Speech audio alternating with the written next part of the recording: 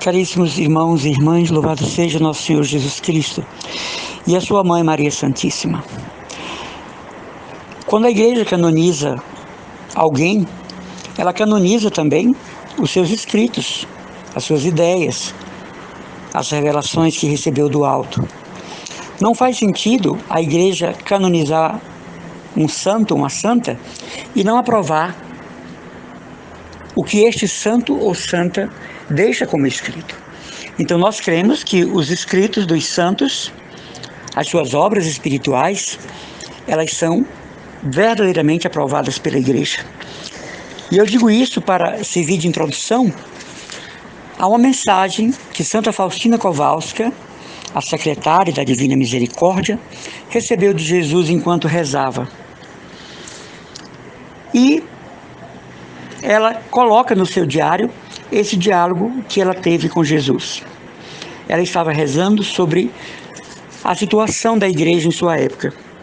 E Jesus falou: permitirei que sejam destruídos conventos e igrejas. Respondi: Jesus, mas tantas almas os glorificam nos conventos?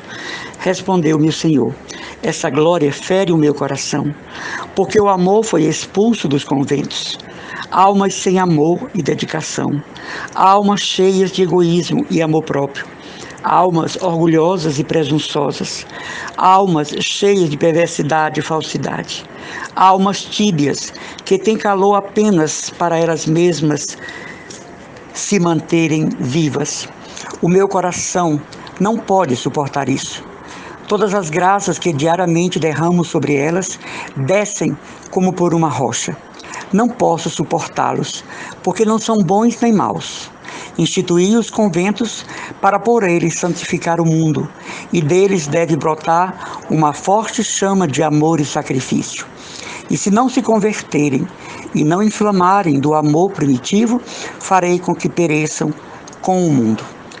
Como poderão sentar-se na prometida sé do julgamento do mundo, se as suas culpas são mais graves que as do mundo? Se não há penitência nem reparação? Corações que me recebem de manhã ao meio-dia respiram ódio contra mim, sob as mais diversas formas. Corações por mim especialmente escolhidos, só para me fazerem sofrer mais? Os grandes pecados do mundo ferem o meu coração, como que superficialmente, mas os pecados das almas eleitas transpassam o meu coração. E aqui surge, meus irmãos e irmãs, um questionamento. Como que nós enfrentamos as decepções dentro da igreja? Como nós enfrentamos as decepções com os padres, com os religiosos, com os bispos, cardeais, com os seminaristas? Como nós suportamos os escândalos provocados por religiosos e sacerdotes? A nossa posição não é uma posição de injustiça, de julgamento, mas é uma posição de quem reza, de quem se santifica, para prover a carência de santidade dos consagrados. Não é a fuga dessas realidades humanas que deve caracterizar o nosso ser igreja. Mas, como igreja, nós devemos assumir também as falhas na humanidade dos consagrados, sobretudo dos sacerdotes, bispos e cardeais. Se nós conhecemos um sacerdote que não vive o seu sacerdócio, que tem uma vida dúbia, isso deve ferir o aspecto apostólico da nossa fé. E ao invés de difamarmos aquele padre, rezarmos, nos sacrificarmos, cooperarmos pela sua conversão. Que não passe dentro de nossas almas a triste ideia da fuga da igreja por causa dos escândalos dos eclesiásticos, das autoridades que deveriam ser o exemplo, mas ao contrário, isto sirva de estímulo para nós vivermos o nosso testemunho. O que é a coisa mais fácil? É abandonar a igreja, é entrar numa outra religião e depreciar a igreja quando estivermos lá. E dizemos porque um dia fui católico e vi isso e aquilo na minha igreja, na minha paróquia. Isto é uma covardia espiritual. O cristão, consciente do seu papel, do seu batismo, ele permanece quando a barca de Pedro parece só sobrar, parece afundar, num vendaval de tantos escândalos, nós permanecemos firmes na rocha que é Cristo.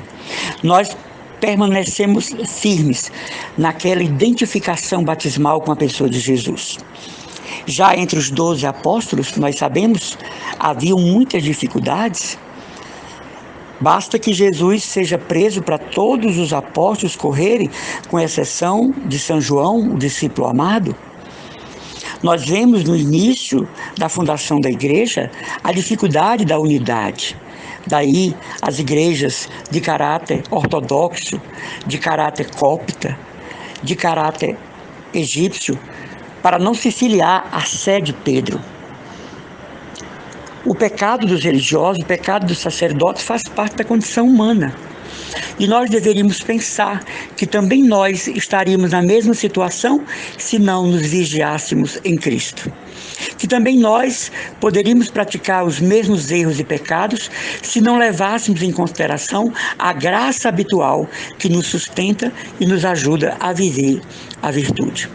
Portanto, o pecado da igreja em seus membros deve causar em nós um desejo de substituir esses irmãos na fé, de compensar por eles o testemunho inequívoco da igreja e, no lugar do pecado, dos escândalos dele, sermos nós, representantes da glória da igreja.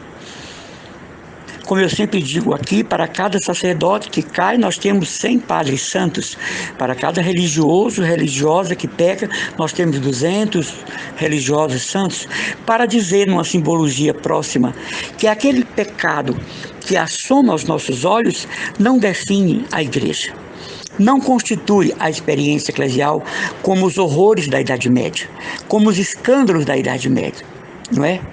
Mas nós somos chamados e convocados, digamos assim, que o nosso testemunho possa encobrir a impureza dos consagrados, a impureza dos sacerdotes, a malevolência dos arcebispos. Não podemos descartar o nosso batismo. Não podemos pensar em fuga para viver numa zona de conforto quando nós somos chamados a dar testemunho de Cristo no meio do vendaval moral que a igreja se encontra hoje. É inegável essa situação de pecado. Vejam, nós estamos falando aqui da época de Santa Faustina na Polônia.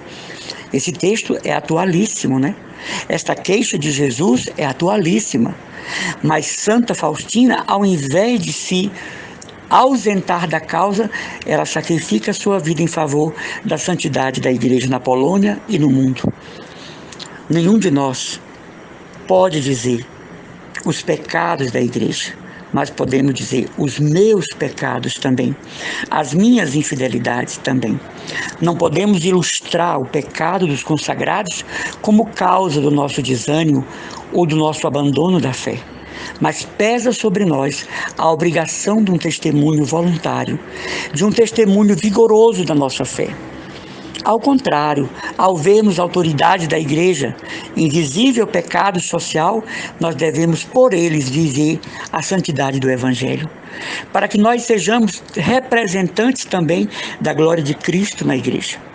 Fácil não é, mas também impossível não é. Pedimos a Deus em nossas preces, em nossas comunhões, em nossa vida litúrgica, que os sacerdotes, os bispos, os religiosos, os seminaristas e os leigos assumam o seu papel de edificadores do reino no mundo. Que haja uma grande volta ao primeiro amor. Que haja uma restauração do primeiro chamado, para que os religiosos, sacerdotes, possam ser santos. Não dessa santidade ingênua, não dessa santidade fictícia, não dessa santidade de aparência, mas como uma realidade interior de profunda união com Deus. A santidade é de dentro para fora, não é de fora para dentro. Às vezes nós conhecemos alguém, uma pessoa consagrada, tão piedosa na missa, mas é uma péssima figura dentro da comunidade onde mora. Às vezes nós vemos um sacerdote nas mídias falar tão bonito e é um péssimo irmão de comunidade em seu convento, em seu seminário, em sua paróquia. Isso não deve nos surpreender, isso não deve nos fascinar, mas pensarmos que o que é maligno na vida humana pode se transformar em graça diante de Deus pela nossa fidelidade. Os pecados da igreja também tocam o meu batismo, a minha preocupação em dar testemunho. Se nós nos deixarmos levar pelos escândalos atuais da Santa Igreja, nós iremos abandonar Cristo, seu Evangelho, sua palavra e a sua configuração eclesial. Ao contrário, o que vemos de errado na igreja exige o nosso testemunho, provoca o nosso testemunho, faz com que nós pensemos: eu serei santo no lugar dessa freira, deste sacerdote, desse seminarista, dessa monja de clausura. Eu serei santo para dar um testemunho inequívoco da santidade da igreja.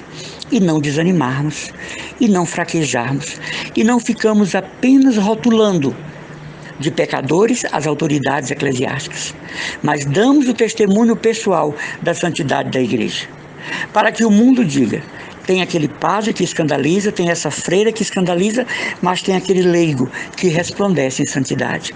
Tem aquela leiga casada com família que resplandece em virtudes. Tem aquele fulano que vive autenticamente seu batismo.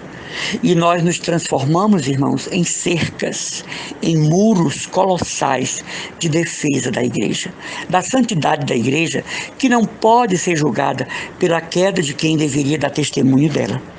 Que nós pensemos nisso, que nós reflitamos, que a coisa mais fácil é ficar no grupo do contra.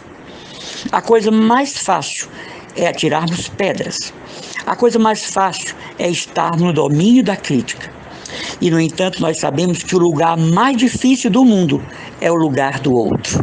Ficar no lugar do outro é a coisa mais difícil. Que não nos escandalize. Voltemos sempre que possível a essas palavras de Jesus a Santa Faustina Kowalska, para que nós possamos arder em zelo em favor da igreja. Se há alguém na igreja, se há alguma autoridade na igreja que está dando escândalos contra a caridade, contra o amor, contra a santidade, nós iremos nos refugiar na graça de Deus, bebermos na fonte perene da graça, para darmos nós testemunho, para cobrir com o manto da caridade aquele pecado visível, comentado nas comunidades. É muito triste, mas nós somos chamados a ser santos no lugar daqueles que publicamente estão dando escândalo na sua vida, que deveria ser de santidade, de renúncia, de amor, de caridade. É isso que nos compete quando vemos esta mensagem de Jesus. Jesus deseja a santidade de sua igreja. Jesus deseja a santidade dos seus escolhidos. E quando isso não acontece, nós podemos produzir os frutos da virtude para embelezar a Santa Igreja, para dar um testemunho inequívoco de Cristo. Um testemunho de encontro verdadeiro. Muitos sacerdotes, muitas religiosas estão na vida religiosa, mas não foram chamados para isso. E aí essas pessoas não têm o comprometimento daqueles que são verdadeiramente chamados, que veem a índole de Cristo abrasar o seu coração e a sua personalidade. E para eles a consagração é um elemento que constitui a união com a pessoa de Jesus. Grande parte dos religiosos, sacerdotes, bispos, cardeais, leigos, seminaristas, que estão dando escândalos, se nós formos verificar, não foi para isso que foram chamados. E isso deve tocar o nosso coração e a nossa alma.